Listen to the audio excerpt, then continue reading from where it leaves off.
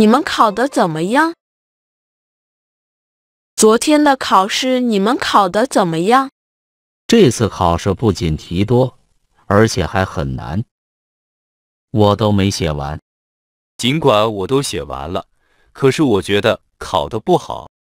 你不是都写完了吗？就拿阅读题来说，大部分汉字我都认识，可是放在一起我就看不懂了。最后时间来不及了，我怕写不完，只好随便选了一个答案。我觉得听力和阅读考的还可以，写汉字的时候有几个字我从来没见过，写不出来。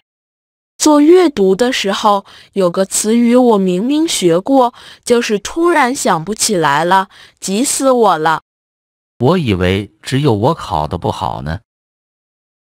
原来大家都觉得这次考试很难，看来下次我们得好好复习了。别难过了，大龙，我们去看电影吧。是啊，大龙，考试之前你就很紧张，现在已经考完了，我们就一起放松放松吧。我刚才也有点难过，但是听起来大家都差不多，我们下次继续努力吧。你说的对。